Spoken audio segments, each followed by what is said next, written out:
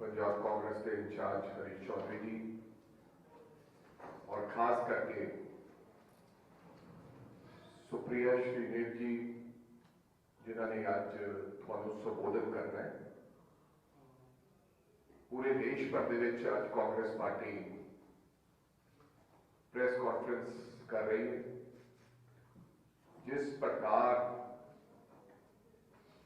जो घटनाक्रम राहुल जी को लैके उन्होंने सदस्यता को लैके होया, किस प्रकार उन्होंने केस के राही 2 साल की सजा की और नाल ही नाल उन्होंने डिस्क्वालीफिकेशन हुई। उहदे साडे नाल साडे सीनियर लीडर भी है, सुप्रिया जी थानू विस्तारपूर्वक दसणगे कि किवें किवें ये घटना को अंजाम दिता गया। बेनती करूंगा कि सुप्रिया जी थानू संबोधन करें। Thank you. Thank you very much. आप सबको मेरा सत श्री अकाल। सम्मानित मंच और यहाँ पर आए हुए मेरे मीडिया के साथियों, मैं आपको पहले एक कहानी सुनाना चाहती हूँ और उस कहानी से आप निष्कर्ष निकालिए कि क्या अन्याय हुआ है, क्या मिस्टीरियस सर्कमस्टेंसेस थे या नहीं थे। एक प्रोसेस होता है रिवर्स इंजीनियरिंग। आपको पता है रिजल्ट मुझे ये चाहिए तो मैं पीछे के कदम बनाना शुरू करता हूं। रिवर्स इंजीनियरिंग के इस प्रोसेस पे मोदी सरकार ने मन बना लिया था कि राहुल गांधी जी की सदस्यता को रद्द करना है, सदस्यता को खत्म करना है। और वो मन तब बना जब 7 फरवरी 2023 को राहुल गांधी जी ने 50 मिनट के अपने संबोधन में नरेंद्र मोदी और गौतम अडानी की कलई खोलकर रख दी, उनका बेनकाब कर दिया, उस सच्चाई का पर्दाफाश कर दिया जो आज सारा देश पूछ रहा है। ये रिश्ता क्या है अडानी और मोदी का, और अडानी पर इतने मेहरबान क्यों है मोदी और जांच क्यों नहीं कराते हैं। रिवर्स इंजीनियरिंग ये थी कि हमें इनको डिस्क्वालीफाई करना है, इनकी सदस्यता रद्द करनी है, क्योंकि जब जब ये सदन में बोलेंगे तब तब और पर्दाफाश होगा। तो रिवर्स इंजीनियरिंग में रिजल्ट पता था, अब उसके लिए ट्रिगर चाहिए था। ट्रिगर क्या हो सकता है? एटलीस्ट 2 साल की सजा इनको मिले जिससे कि इनकी सदस्यता रद्द हो जाए, ये ट्रिगर था। अब उस ट्रिगर के लिए एक ऐसा केस चाहिए था कि वो काम तुरंत हो जाए। तो बाकी जो फर्जी केसेस में फंसाया हुआ है इन्होंने राहुल जी को, उसमें तो तुरंत कार्रवाई हो नहीं सकती थी। तो इन्होंने तुरंत कार्रवाई के लिए एक ऐसा केस ढूंढा जिसमें कि इनको तुरंत सजा हो जाए। और वो केस इनको सूरत की एक अदालत में मिला जो कि डोरमेंट पड़ा हुआ था, डेड पड़ा हुआ केस था। और एक ऐसा केस था जिसमें याचिकाकर्ता ने, जो पेटिशनर है, उसने हाई कोर्ट में जाकर उस कार्रवाई पर रोक लगाने के लिए एप्लीकेशन डाली हुई थी, रोक लगी हुई थी। उस केस को पुनर्जीवित किया जाता है, वो एप्लीकेशन विड्रॉ करी जाती है, अभी उसके बारे में बात करूंगी। 15 से 20 दिन के अंदर सारी कार्रवाई हो जाती है, जजमेंट रिजर्व हो जाता है और 23 मार्च को जजमेंट आता है। और जजमेंट आता है 2 साल की सजा का। ये अनप्रेसिडेंटेड है। इंडिया की न्यायपालिका, इंडिया की जुडिशियल हिस्ट्री में आज तक अवमानना के लिए जिस जुर्म में उनको फंसाया जा रहा था, उसके लिए कभी भी 2 साल की सजा नहीं मिली है। लेकिन ये 2 साल की अगर सजा नहीं मिलती तो राहुल गांधी को डिस्क्वालीफाई ये नहीं कर पाते। अगर सजा 1 साल 11 महीने 29 दिन की होती तो राहुल गांधी जी का डिस्क्वालिफिकेशन नहीं होता। तो मैं आपके सामने ये कहानी इसलिए बयां कर रही हूं क्योंकि रिजल्ट जो मोदी सरकार चाहती थी वो था कि राहुल गांधी जी सदन में ना रहे, उनकी सदस्यता रद्द करी जाए, और सारा स्वांग रचा गया कि कैसे उस निष्कर्ष पर पहुंचा जा सके। और कुछ भी और कहने से पहले मैं 3 तथ्य आपको और बताना चाहती हूं। राहुल गांधी जी का माइक स्विच ऑफ किया जाता है।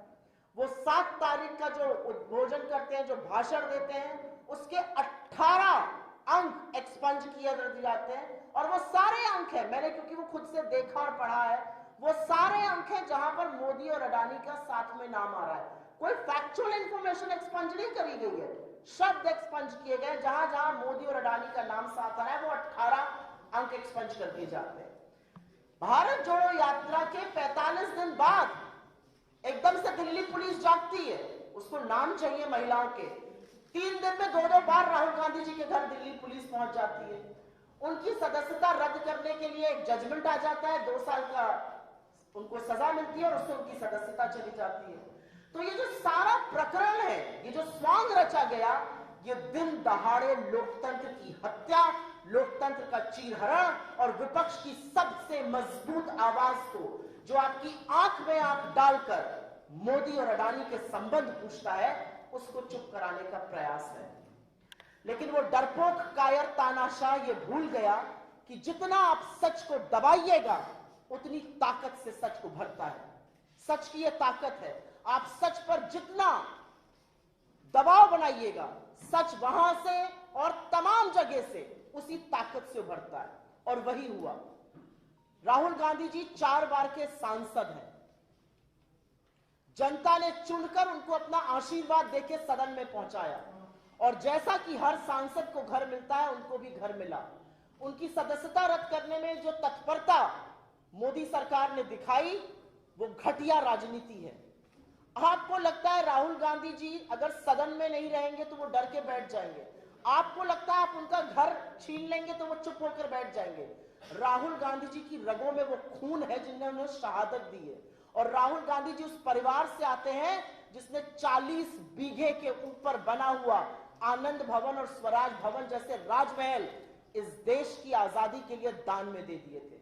वो उस दादी के पोते हैं जिसने अपने सारे जेवर 1962 के भारत चीन युद्ध में भारत के राजकोष में दान में दे दिए थे। आपको लगता है राहुल गांधी जी को इससे फर्क पड़ेगा? आप मुगालते में हैं, आपके दांव एक के बाद एक गलत पड़ रहे हैं, क्योंकि आपके सारे दांव इस देश के विपक्ष को चुप कराने के लिए, लोगों को भ्रमित करने के लिए, विपक्ष को डराने और धमकाने के लिए है। विपक्ष लामबंद होकर आज सारा विपक्ष एक साथ एक समूचे स्तर से एक ही मांग कर रहा है। अडानी के ऊपर आक्षेप बहुत सारे हैं, अडानी के ऊपर आक्षेप बहुत गंभीर हैं, आरोप बहुत गंभीर हैं, उनकी जांच कराइए, जेपीसी गठित करिए। अगर आपका गिरेबान साफ है, अगर आप कोई चीज छुपाना नहीं चाहते, तो आप जेपीसी से क्यों भाग रहे हैं? 75 साल में पहली बार सत्ता पक्ष सदन नहीं चलने दे रहा है। सत्ता पक्ष नारेबाजी करता है, वेल में आता है, अवरोध पैदा करता है कि सदन ना चले, क्योंकि सदन चलेगा तो अडानी और मोदी की बखिया और उधेड़ी जाएगी। और अब ये क्या डर गए? अब तो परत दर परत खुलती जा रही है अडानी और मोदी की, और जिसको रंग पोत कर एक छवि बनाई गई थी, वो छवि ध्वस्त हो गई है। उस व्यक्ति का कायरता, उस व्यक्ति का खोखलापन आज सारा देश देख रहा है। और आज सारा देश यही सवाल पूछ रहा है जो हम सदन में और सड़कों पर पूछ रहे हैं, कि ऐसा क्या है जो पूरी की पूरी सरकार, पूरा तंत्र, सारे मंत्री, सारे सांसद, गृह मंत्री से लेकर प्रधानमंत्री नरेंद्र मोदी तक एक व्यक्ति के बचाव में मोर्चा संभाले हुए हैं। एक व्यक्ति के बचाव में सब लोग मैदान में उतर गए, और वो व्यक्ति गौतम अडानी है। और अब मैं कुछ सवाल दोहरा देती हूं जो राहुल गांधी जी ने सदन में उठाए थे और लगातार उठा रहे हैं। गौतम अडानी एक समूह के मालिक हैं। 2014 के पहले वो विश्व की जो सबसे अमीर व्यक्तियों की सूची बनती है, उसमें 609 नंबर पर थे। ऐसी कृपा करी मोदी जी ने कि 8 से 9 साल में वो नंबर 2 पर आ गए।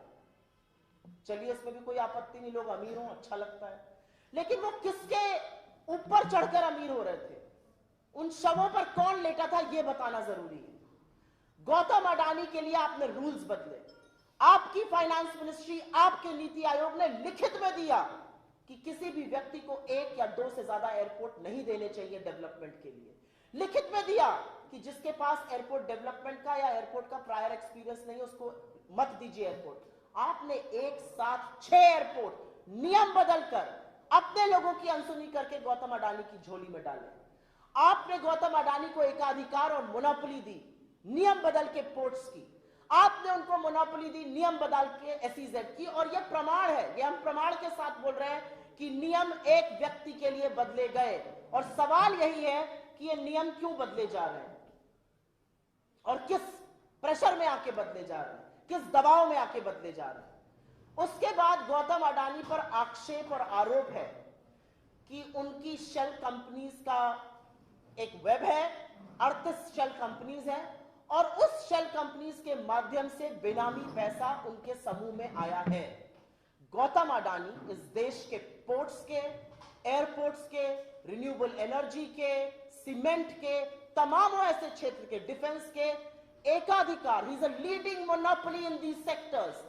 और सरकार को फर्क नहीं पड़ता, एक चीनी नेशनल का नाम आ रहा है, एक चाइनीज नेशनल का, सरकार को फर्क नहीं पड़ता कि अगर बेनामी पैसा आ रहा है तो ये किसका पैसा है, और ये उन क्षेत्रों में आ रहा है जो हमारे लिए स्ट्रेटेजिक, रणनीतिक और घातक साबित हो सकते हैं।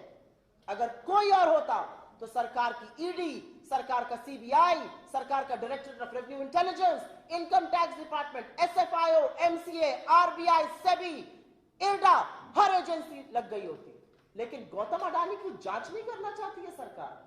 और एक बहुत बड़ा प्रश्न यह उठता है कि गौतम अडानी के समूह में एलआईसी और एसबीआई ने पैसा क्यों लगाया।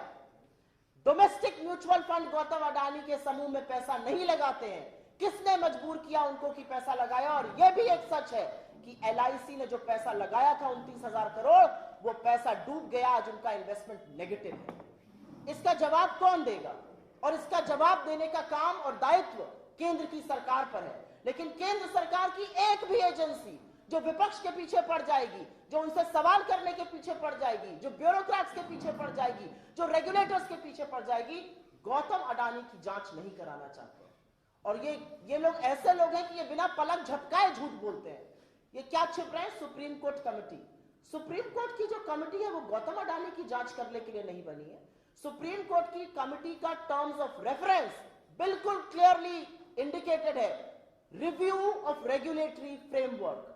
वो नहीं पूछ रहे कि 82 गुना कैसे उनके स्टॉक्स बढ़ गए, वो नहीं पूछ रहे कि ये जो 20,000 करोड़ है ये किसके लगे हैं अडानी समूह में, वो नहीं पूछ रहे कि शेल कंपनीज किसकी हैं, वो नहीं पूछ रहे कि ये जो चीनी नेशनल है ये कौन है। ये काम सरकार का है और सरकार ये काम करना नहीं चाहती है। और हमारे लिए यह मुद्दा इसलिए जरूरी है क्योंकि जब गौतम अडानी 1600 करोड़ रुपए प्रति मिनट कमा रहे थे तो इस देश के लाखों लघु मध्यम उद्योग, लाखों एमएसएमईज लगातार बंद हो रहे थे। जब गौतम अडानी 609 नंबर से 2 नंबर की कुलाचे मार रहे थे तो 83% इस देश की आबादी की आय घट रही थी और उसके बारे में इन्होंने कुछ नहीं किया। उसके बाद आप इनसे महंगाई की बात करिए तो ये कहते हैं हम लहसुन प्याज नहीं खाते।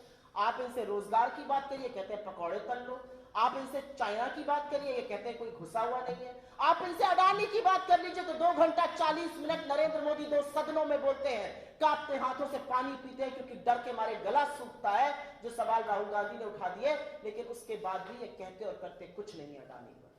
तो सवाल बनेगा कि सारी सरकार, सारा तंत्र, सारी एजेंसीज क्यों इस्तेमाल करी जा रही है गौतम अडानी को बचाने के लिए। और मैं राहुल गांधी की बात कर लेती हूं। जो व्यक्ति 4000 किलोमीटर की पदयात्रा तय करता है कन्याकुमारी से कश्मीर, और इस आशय से करता है कि जो सपने और जो हौसले बिखर गए इस देश के उसको जोड़ना है मुझे, जो इस आशय से करता है कि हर धर्म, हर जात, हर समुदाय, स्त्री या पुरुष, हम सब एक बराबर हैं और हम सब का हक है हिंदुस्तान में, आपको लगता है कि वो किसी का अपमान कर सकता है? क्या वाहियात बातें करती है भारतीय जनता पार्टी। आज पूरी की पूरी भारतीय जनता पार्टी बेनकाब हो चुकी है। आज भारतीय जनता पार्टी बचाव कर रही है, डिफेंस कर रही है, डिफेंड कर रही है उन भगोड़ों को जो हिंदुस्तान के लाखों करोड़ रुपए की चपत लगाकर चोरी कर इस देश से भाग गए और 9 साल से प्रधानमंत्री और पूरी उनकी सरकार झुंझुना बजाती रही, आपकी आंखों में धूल झोंकती रही, लेकिन एक भी व्यक्ति को ला नहीं पाए। कहां है नीरव मोदी, कहां है ललित मोदी, कहां है मेहुल भाई? क्यों नहीं ये लोग वापस देश लाए जा पा रहे हैं? क्योंकि कहीं ना कहीं सबकी साठ गांठ है, कहीं ना कहीं जिसको इस देश की हिफाजत करनी थी, जिसको इस देश के लिए खड़ा रहना था, वो इन चोरों की हिफाजत कर रहे हैं। मुझे समझ में नहीं आता क्योंकि राजनीति और सार्वजनिक जीवन में नैतिकता से भरा कुछ नहीं होता है।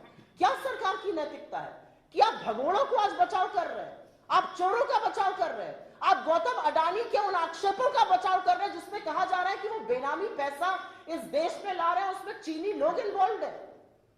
क्या हो गया है सरकार को? लेकिन ये देश देख रहा है और ये देश देख रहा है कि आपके जुल्म की जो ताकत है और पूरी ताकत से आप जुल्म कर रहे हैं। आप राहुल गांधी के ऊपर अपनी पूरी ट्रोल आर्मी छोड़ते हैं, वो कहते हैं मुझे फर्क नहीं पड़ता, मैं आपसे सीखता हूं।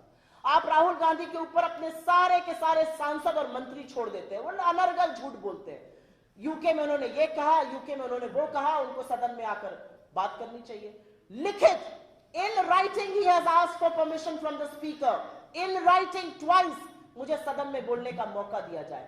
मिलकर बोला स्पीकर से मुझे सदन में बोलने का मौका दीजिए, और स्पीकर उनसे हंस के कहते हैं वो मैं कर नहीं सकता हूं, मेरे साथ एक कप चाय पी लीजिए। क्यों नहीं कर सकते स्पीकर? क्योंकि सबको पता था कि अगला भाषण फिर अडानी पर होगा और फिर बखिया उधेड़ी जाएगी नरेंद्र मोदी और गौतम अडानी की। तो सबसे अच्छा है संसद ही मत चलने दो, सदस्यता रद्द कर दो। और इस तरह के जुल्म राहुल गांधी के लिए नए नहीं है। आपके ट्रोल, आपके मंत्री, आपका तंत्र, आपकी एजेंसी क्या उन्हें भयभीत कर सकते हैं? जब एक व्यक्ति खड़ा होकर यह कह देता है कि मैं हर कीमत चुकाने के लिए तैयार हूं, जिस व्यक्ति ने लोगों के घर में, तो छोड़िए लोगों के दिल में घर कर लिया है, उस व्यक्ति के लिए आज पूरा देश अपने घरों के दरवाजे खोल के खड़ा हो गया। आप देख रहे हैं ना सोशल मीडिया पे क्या ट्रेंड्स चल रहा है, मेरा घर आपका घर। हर व्यक्ति यह कह रहा है कि ऐसे व्यक्ति जो हमारे हक के लिए लड़ रहा है उसके लिए हमारे घर के दरवाजे खुले हैं। और मैं अंत में सिर्फ एक बात कहूंगी, और यह बात कहनी जरूरी है। नरेंद्र मोदी और उनकी सरकार को लगता है कि बिना सत्ता के या बिना सदस्यता के राहुल गांधी चुप हो जाएंगे। सत्ता की जरूरत नरेंद्र मोदी को है, और इसलिए प्रधानमंत्री मोदी को सत्ता की जरूरत है, क्योंकि अगर उनके पास सत्ता नहीं रहेगी तो वो विपक्ष को प्रताड़ित कैसे करेंगे, लोगों के यहां ईडी कैसे भेजेंगे, लोगों के यहां सीबीआई कैसे भेजेंगे। नरेंद्र मोदी जी को सत्ता की जरूरत इसलिए है क्योंकि अगर सत्ता नहीं होगी तो भारत के सदन की कार्यवाही को लोकसभा टीवी 16-16, 17-17 मिनट के लिए म्यूट कैसे करेगा। अगर उनके पास सत्ता नहीं होगी तो सांसदों के माइक कैसे ऑफ करेंगे। अगर उनके पास सत्ता नहीं होगी तो राहुल गांधी की सदस्यता कैसे रद्द की जाएगी। लेकिन राहुल गांधी को सत्ता की इसलिए जरूरत नहीं है क्योंकि वो सच के साथ खड़े हैं, और सच का साथ देना सबसे बड़ा पराक्रम है। जिसके दिल में सच और साहस है वो गांधी की राह पर है, और महात्मा गांधी हमारी प्रेरणा है। यह अलग बात है कि प्रधानमंत्री मोदी को भी वैधता तो गांधी के नीचे ही सर झुकाकर मिलती है। मेरा अपना मानना है ये लंबी लड़ाई है। हम आह्वान करते हैं, शुक्रिया अदा करते हैं उन सब लोगों का जो इस लड़ाई में हमारे साथ खड़े हैं, क्योंकि ये लड़ाई सिर्फ राहुल गांधी की लड़ाई नहीं है, ये टेस्ट ऑफ डेमोक्रेसी सिर्फ इंडिया का नहीं है, ये उन शाश्वत सचों का इम्तहान है, उन बेसिक प्रिंसिपल्स ऑफ लाइफ का इम्तहान है जिसको सुनकर हम सब बड़े हुए। Honesty is the best policy, सच बोलना चाहिए, अन्याय की खिलाफत करनी चाहिए। ये वो प्रिंसिपल्स हैं जो बेडरॉक ऑफ ह्यूमन सिविलाइजेशन होता है, और ये टेस्ट पर है। 16 मार्च को राहुल गांधी जी ने अपनी प्रेस कॉन्फ्रेंस में कहा था, और ये कह के मैं अंत करती हूं, कि Indian democracy is on test, if democracy was functioning I will be allowed to speak in parliament. 8 दिन बाद राहुल गांधी जी को अवसर देना तो दूर की बात है, उनकी सदस्यता रद्द कर दी जाती है। लेकिन राहुल गांधी ने जैसे कहा है, ना वो डरेंगे, ना वो झुकेंगे, ना वो माफी मांगेंगे। वो डट कर लड़ेंगे और आपको मजबूर करेंगे कि आपको अडानी पर चर्चा करनी पड़ेगी, जवाब देना पड़ेगा, और जो संरक्षण है वो हटाना पड़ेगा। मेरा अपना मानना है कि ये देश देख रहा है, और ये देश बहुत कुछ बर्दाश्त करता है, लेकिन ये देश का लोकतंत्र इस तरह से चीरहरण किया जाएगा, बर्दाश्त कतई नहीं करेगा। धन्यवाद। आपके सवाल का स्वागत है। मोहम्मद फैजल की सदस्यता बहाल कर दी गई है। मैं एक चीज और बोलना चाह रही हूं, और ये आपकी रिपोर्टिंग के लिए इंपॉर्टेंट होगा। हमारा न्यायपालिका में पूरा विश्वास है, हमारा अटूट विश्वास है न्यायपालिका में, लेकिन कुछ तथ्य आपके सामने रख देती हूं, आप अपना कंक्लूजन ड्रॉ करिएगा। 2019 अप्रैल में कोलार कर्नाटक में राहुल गांधी जी ने एक भाषण दिया। उसका केस पूर्णेश भूतवाला, उसका नाम भूतवाला था, उसने बाद में अपना नाम बदल के पूर्णेश मोदी कर दिया, जो याचिका करता है, वो केस दायर करते हैं सूरत की गुजरात के एक कोर्ट में। वो केस दायर होता है 2021 में। राहुल जी वहां जाते हैं इन पर्सन, अपना वक्तव्य, अपना जो भी डिफेंस था वो रिकॉर्ड कराते हैं। मजिस्ट्रेट दवे उस टाइम पर उस केस को देख रहे थे। फाइनल आर्ग्यूमेंट्स का टाइम आता है, एकदम से पूर्णेश भूतवाला अर्थात पूर्णेश मोदी अहमदाबाद के कोर्ट पहुंच जाते हैं, और अहमदाबाद के कोर्ट में वो जाकर कहते हैं कि मेरी जो अदालत में कार्रवाई चल रही है उस पर स्टे लगा दीजिए। ये याचिकाकर्ता ने किया, ये हमने नहीं किया है। स्टे मिल जाता है, कार्रवाई जो है स्थगित हो जाती है सूरत की अदालत में, ये केस डॉर्मेंट हो जाता है। 7 फरवरी को राहुल गांधी जी भाषण देते हैं सदन में। अब 2023 में आ चुके हैं हम लोग। 7 फरवरी को राहुल गांधी जी भाषण देते हैं सदन में, और नरेंद्र मोदी जी और गौतम अडानी जी की बखिया उधेड़ कर रख देते हैं, और सारे देश के सामने सच सामने आ गया कि कहां किसके तार जुड़े हुए हैं। 7 फरवरी के 9 दिन बाद 16 फरवरी को पूर्णेश भूतवाला अर्थात पूर्णेश मोदी वापस अहमदाबाद हाईकोर्ट जाते हैं, और कहते हैं कि जो मैंने स्टे की एप्लीकेशन दी थी, जिसके बदौलत स्टे लगा हुआ था, वो एप्लीकेशन मैं विथड्रॉ कर रहा हूं 9 दिन बाद उस स्पीच के। वो एप्लीकेशन विथड्रॉ होती है। नए मजिस्ट्रेट वर्मा, जिनका अभी अभी प्रमोशन हुआ है, उसके बाद जब उन्होंने वो जाते हैं, ये पूरा मामला दोबारा से शुरू होता है। 22 फरवरी 2023 को ये मामला पुनः सुना जाता है, फाइनल राउंड्स ऑफ आर्ग्यूमेंट होता है, जजमेंट रिजर्व हो जाता है और 23 मार्च को जजमेंट आता है कि राहुल गांधी गिल्टी है, कन्विक्टेड है। और जो सेंटेंसिंग है, जो सजा है, वो मैक्सिमम पॉसिबल सजा दी गई है। ये भारत के कानून में आज तक कभी और कहीं नहीं हुआ है। तो ये कुछ तथ्य और तारीखें हैं जो आपको मैंने रख दी है। इस मंच से मैं मजिस्ट्रेट जस्टिस वर्मा को अभी कंग्रेचुलेशंस कहना चाहती हूँ, बधाई देना चाहती हूँ। जजमेंट के बाद उनकी पदोन्नति हुई है और ये सिर्फ वो तथ्य हैं जो इस देश को जानने जरूरी है कि एक गवर्नमेंट पड़ा केस, जहां पे याचिकाकर्ता स्टे लेकर आता है, स्टे की एप्लीकेशन विड्रॉ करता है, जब अडानी के खिलाफ बयान होता है, मजिस्ट्रेट बदल जाता है, जजमेंट आता है, मजिस्ट्रेट की पदोन्नति होती है। मैंने कोई आक्षेप नहीं लगाया है, कुछ तथ्य आपके सामने रखने का काम किया है। The conclusion to be drawn is on your account, not ours. I'll go one by one. Please wait. मैं एक सवाल पूछना चाहता हूँ और मैं पंजाब केसरी से हूँ, यहाँ अश्विनी मेरा नाम है।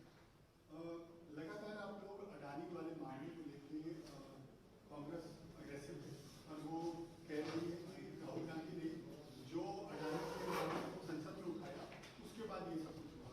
इसके साथ ही विपक्ष भी, मतलब जो सत्ता पक्ष है, वो भी एक कांग्रेस लेके आया है का भी तो था अडानी के साथ इस चीज को, जबकि ऑलरेडी पैरेलल अडानी के साथ इनके भी संबंध है, आपके भी संबंध है, इस पे आप क्या कहें? ये सारी बातें ध्यान भटकाने के लिए हैं। बिल्कुल होगा, उनकी कोई तस्वीर भी होगी उनके साथ। रॉबर्ट वाड्रा इस देश के प्रधानमंत्री हैं, 9 साल से इस देश का प्रधानमंत्री नरेंद्र मोदी जी हैं और सवाल सत्ता से, संसाधन से, संस्थाओं से उनसे पूछे जाएंगे।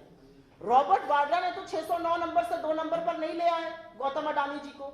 रॉबर्ट वाड्रा जी ने तो मुझे नहीं लगता कि उड्डयन मंत्रालय के रूल्स बदलकर उनको 6 एयरपोर्ट दे दिए, जबकि फाइनेंस मिनिस्ट्री और नीति आयोग ने आपत्ति जताई थी। मुझे नहीं लगता श्री वाड्रा ने उनके लिए एसईजेड और पोर्ट्स के रूल बदले। मुझे नहीं लगता कि उन सब लोगों के खिलाफ ईडी और इनकम टैक्स और सीबीआई के केसेस कर दिए गए, फिर वो केसेस एनसीएलटी में चले जाते हैं, एनसीएलटी से वो एसेट बिकते हैं और वो सब गौतम अडानी की गोदी में आ जाते हैं। मुझे तो नहीं लगता कि उनका ये पावर भी है और वो सत्ता में भी है कि ये सब कर सकते हैं। तो जिसने ये किया, सवाल तो उसी से पूछा जाएगा ना। आप तमाम तस्वीरें दिखाते रहिए, क्या तस्वीरें लोगों को चुप करा देंगी? और मुझे ऐसा लगता है कि ये कहीं पर भाजपा का नैतिक दिवालियापन तो दिखाता है, ये मानसिक दिवालियापन भी दिखाता है कि आपकी तस्वीरें, हाँ है तस्वीर, लेकिन 9 साल से सत्ता में आप हैं। आपके रहमो करम के चलते जो हुआ है गौतम अडानी के साथ वो हुआ है। आपके रहमो करम के चलते आज सवाल पूछा जा रहा है कि 20,000 करोड़ किसके हैं, कहां से आए अडानी की कंपनी में। ये तो श्री वाड्रा नहीं ला सकते। तो मुझे लगता है कि ये बेमानी बात है और ये सिर्फ मुद्दे से भटकाने की बात है। लेकिन एक्चुअल प्रॉब्लम क्या है कि जो कायर होता है ना, जब वो झूठ भी बोलता है तो अपनी और बखिया उधेड़ता है, और वही काम हो रहा है। मैडम, सांसद मोहम्मद फैजल की जो सदस्यता रद्द की गई थी उसको बहाल कर दिया गया। वो पहले हाई कोर्ट में, उसके बाद आज सुप्रीम कोर्ट में उनकी सदस्यता बहाल कर दी है। तो राहुल गांधी भी इस तरह का कोई स्टेप लेने वाले हैं कि निचली अदालत ने जो फैसला किया उसके खिलाफ? राहुल गांधी जी की लीगल स्ट्रैटेजी क्या होगी, वो क्या करेंगे, उनका अगला कदम क्या होगा, वो कौन से कोर्ट जाएंगे, पिछले 96 घंटे से मैं ये बड़ी सारी नसीहत भाजपा वालों के मुंह से सुन रही हूँ। प्रेस कॉन्फ्रेंस कर करके बोल रहे हैं वो फलाने कोर्ट क्यों नहीं जा रहे हैं, उनकी लीगल टीम काम नहीं कर रही है।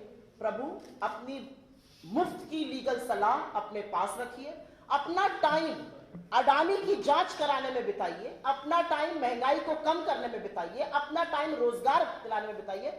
हमारे पास लॉयर्स हैं और ये हमारा अधिकार क्षेत्र है, हम क्या करेंगे। और मुझे नहीं लगता कि एक प्रेस कॉन्फ्रेंस में या एक टीवी डिबेट में बैठकर हम अपने रणनीतिक फैसले लेंगे। ये राहुल गांधी जी का प्रेरोगेटिव है, उनकी बहुत अच्छी लीगल टीम है, ये डिसाइड करेगी and he will come back to the conclusion. कल केजरीवाल ने अपने हाउस में कहा कि पैसा अडानी का लगा, अडानी को लगा है, ये सारा का सारा पैसा मोदी का पैसा लगा हुआ है। तो कांग्रेस क्यों नहीं सीधे सीधे कहती, इससे क्यों बच रही? कांग्रेस ने पहला सवाल उठाया इस पे, राहुल गांधी जी की सदस्यता गई है क्योंकि हमने अडानी की बकिया उधेड़ी है। असलियत यह है कि कांग्रेस अगर ना इसके फोरफ्रंट पे रहती तो अडानी का नाम कब का लुप्त हो चुका होता। आप कह रहे हैं हम आगे से नहीं बोल रहे हैं, हमारे सबसे बड़े नेता की सांसद ही चली जाती है और आप कह रहे हैं हम आगे से नहीं बोल रहे हैं। राहुल गांधी जी ने एक सवाल इस देश के सामने रखा है, इस देश को भी तो कुछ पूछना। एक मिनट मुझे बोल लेने दीजिए। 20,000 करोड़ किसके हैं? 5.9 बिलियन डॉलर उनकी कंपनी में एफडीआई में आए, 2.6 बिलियन डॉलर, लगभग 3 बिलियन डॉलर, करीब 20,000 करोड़ रुपए, एक्चुअली उससे ज्यादा है, करीब 20 से 23,000 करोड़ रुपए ऑफशोर की उन कंपनी से आए जो शेल कंपनीज हैं। ये पैसा किसका है? और मैं तो अपनी नेता की बात को दोहराऊंगी, अडानी इंफ्रास्ट्रक्चर बिजनेस में उनके पास इतना कैश फ्लो हो ही नहीं सकता। अब ये तो एक मिनट, कुछ तो जांच सरकार भी करेगी ना। सरकार ट्रोल बनने के लिए, सरकार फालतू के आक्षेप लगाने के लिए, सरकार बिना पलक झपकाए झूठ बोलने के लिए, सरकार सिर्फ दोस्ती निभाने के लिए तो नहीं बिठाए गए ना। सरकार में सरकार की एजेंसियां हैं, डायरेक्टरेट ऑफ रेवेन्यू इंटेलिजेंस है, इनकम टैक्स है, सीबीआई है, ईडी है, आरबीआई है, सेबी है, इंश्योरेंस रेगुलेटर है, ये सब लोग हरकत में आए ना। अगर हम ही आक्षेप लगाएं, हम ही सारे जांच कर दें तो हम सरकार चलाएंगे ना। सरकार जो चला रहा है उसके सामने हमने एक आक्षेप रखा है और ये सारी दुनिया कर रही है। और मैं आपकी जानकारी के लिए बता दूं, हमारी सरकार के मुंह पर ताला लगा होगा, हमारी सरकार के मुंह में दही जमी है, लेकिन दुनिया की सारी संस्थाएं अडानी के खिलाफ प्रोब कर रही हैं। यूके का fair price regulator, Elara capital जो अडानी में पैसा लगाता है उनके खिलाफ और अडानी के खिलाफ इन्वेस्टिगेशन कर रहा है। डाउ जोन्स और एसएनपी ने अडानी के स्टॉक्स को अपने इंडेक्स से निकाल दिया। स्टैंडर्ड चार्टर्ड, क्रेडिट स्विस और सिटी बैंक कहता है हम इनके बॉन्ड नहीं लेंगे। कल जो रिपोर्ट आई है उसमें तमामों ऐसी बातें आई हैं जो इनकी शेल कंपनीज के बारे में।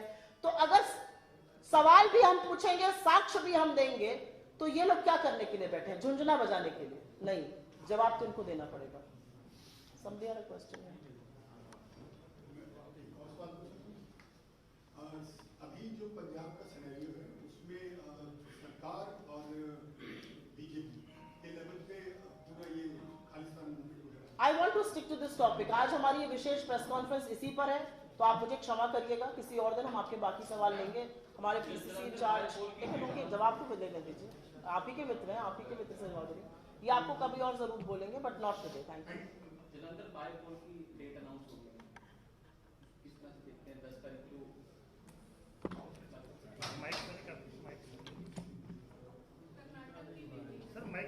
माइक कर लो सर, माइक के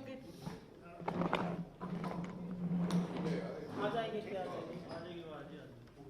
चंगी गल है कि जलंधर बायपोल की जरा डेट है अनाउंस हुई है, मेरे ख्याल 10 में डेट अनाउंस हुई है और सानू पूरी उम्मीद है कि इस बारी जरा मैंडेट है वो कांग्रेस पार्टी को, क्योंकि सारे बहुत ही सत्कारयोग लीडर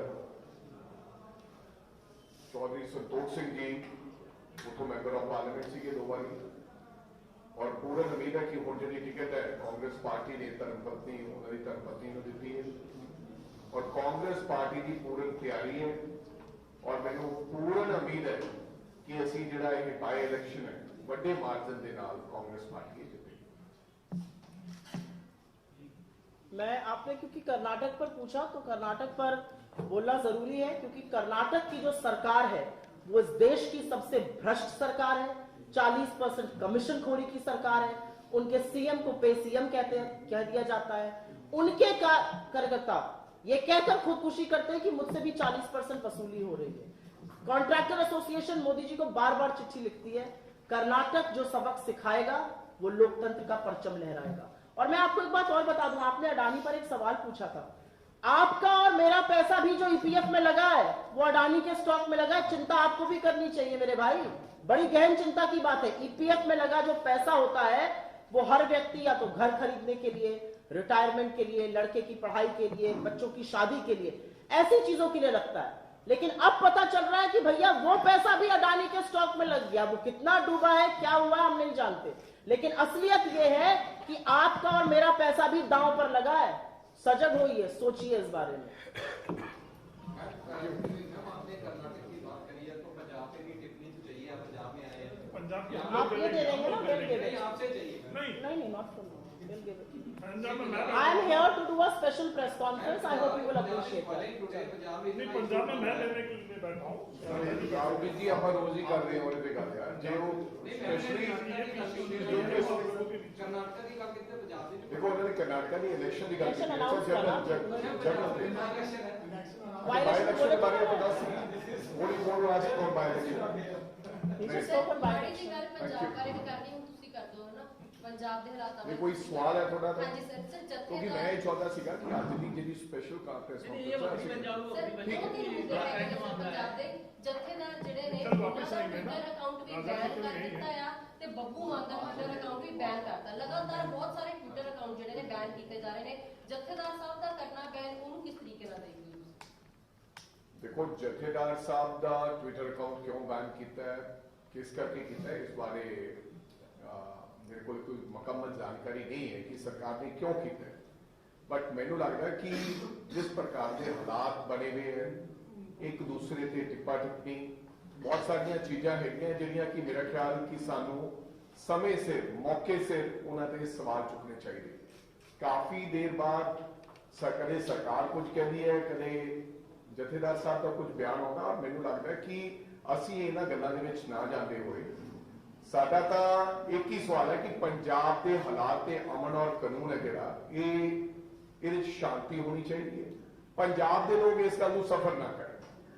ਜਿਸ ਪ੍ਰਕਾਰ ਦੀ ਇਹ ਤਾਂ ਪਹਿਲੇ ਦਿਨ ਤੋਂ ਜਥੇਦਾਰ ਸਾਹਿਬ ਦੀ ਔਰ ਸਰਕਾਰ ਦੇ ਵਿੱਚ ਖਿੱਚਾਤਾਨੀ ਚੱਲ ਰਹੀ ਹੈ ਉਹ ਕਦੇ ਸਿਕਿਉਰਿਟੀ ਨਹੀਂ ਰਹੀ ਪਰ ਪੋਜੀਸ਼ਨ ਪੰਜਾਬ ਦੇ ਹੋ ਤੁਸੀਂ ਐ ਬਚ ਕੇ ਨਾ ਨਿਕਲੋ ਨਾ ਅਸੀਂ ਬਚ ਕੇ ਬਿਲਕੁਲ ਨਾ ਅਸੀਂ ਬਿਲਕੁਲ ਬਚ ਕੇ ਨਹੀਂ ਨਿਕਲਣਾ ਚਾਹੁੰਦੇ ट्विटर आज तो ये प्रेस कॉन्फ्रेंस दूसरे मुद्दे पे है ना इसको क्यों अगर सुनिए ट्विटर अकाउंट किसी व्यक्ति का भी ना केवल जथेदार जी का बहुत सारे प्रेस कर्मचारियों के भी ट्विटर अकाउंट बंद किए गए ਅਸੀਂ ਉਦੋਂ ਉਹਨਾਂ ਦੇ ਖਿਲਾਫ ਹੱਕ ਦੇ ਵਿੱਚ ਲਿਖਿਆ ਕਿਸੇ ਵੀ ਵਿਅਕਤੀ ਦੀ ਨਾ ਕੇਵਲ ਜਥੇਦਾਰ ਜੀ ਦੀ ਕਿਸੇ ਵੀ ਵਿਅਕਤੀ ਜੀ ਨੂੰ ਦੀ ਆਵਾਜ਼ ਦਬਾਉਣਾ ਕਾਂਗਰਸ ਪਾਰਟੀ ਤਾਂ ਹਮੇਸ਼ਾ ਲੜਦੀ ਆਈ ਹੈ ਇਸ ਗੱਲ ਦੇ ਖਿਲਾਫ ਆ ਰਾਹੁਲ ਗਾਂਧੀ ਜੀ ਦੀ ਆਵਾਜ਼ ਦਬਾਈ ਜਾ ਰਹੀ ਹੈ ਨਾ ਅਸੀਂ ਲੋਕਤੰਤਰ ਤੇ ਵਿਸ਼ਵਾਸ ਰੱਖਦੇ ਹਾਂ ਅਸੀਂ ਇਹ ਚਾਹੁੰਦੇ ਹਾਂ ਕਿ ਕਿਸੇ ਵਿਅਕਤੀ ਦੇ ਮਨ ਦੇ ਵਿਚਾਰ ਹੈ ਉਹ ਕੋਈ ਵੀ ਆਪਦੇ ਵਿਚਾਰ ਰੱਖ ਸਕਦਾ ਲੇਕਿਨ ਉਹਦੀ ਆਵਾਜ਼ ਦਬਾਉਣ ਦਾ ਕਿਸੇ ਸਰਕਾਰ ਨੂੰ ਕੋਈ ਹੱਕ ਨਹੀਂ ਚਾਹੇ ਉਹ ਕਿਸਾਨਾਂ ਦੇ ਟਵਿੱਟਰ ਅਕਾਊਂਟ ਬੰਦ ਹੋਏ ਚਾਹੇ ਉਹ ਜਥੇਦਾਰ ਜੀ ਦੇ ਹੋਏ ਚਾਹੇ ਉਹ ਕਿਸੇ ਹੋਰ ਵਿਅਕਤੀ ਦੇ ਹੋ ਅਸੀਂ ਇਸ ਗੱਲ ਦੇ ਹੱਕ 'ਚ ਨਹੀਂ ਹਾਂ ਅਸੀਂ ਇਸ ਗੱਲ ਦੇ हामी नहीं है पर मैं एक बात जरूर कहना चाहती हूँ अगर आपकी परमिशन हो राजा भाई अब आपने क्योंकि बात छेड़ी दी है तो एक बात यहाँ पे कहनी जरूरी है पंजाब के चुनाव के दौरान एक ही व्यक्ति ने सवाल उठाया था कि बड़ा डेंजरस है यहाँ पर कुछ भी हो जाना ये बॉर्डर क्षेत्र है यहाँ पर शांति बहाल होना सुरक्षा बहाल होना जरूरी है जिम्मेदार लोगों को बिठाइए ये आपको याद है किसने कहा था ये मेरे नेता राहुल गांधी ने कहा धन्यवाद थैंक यू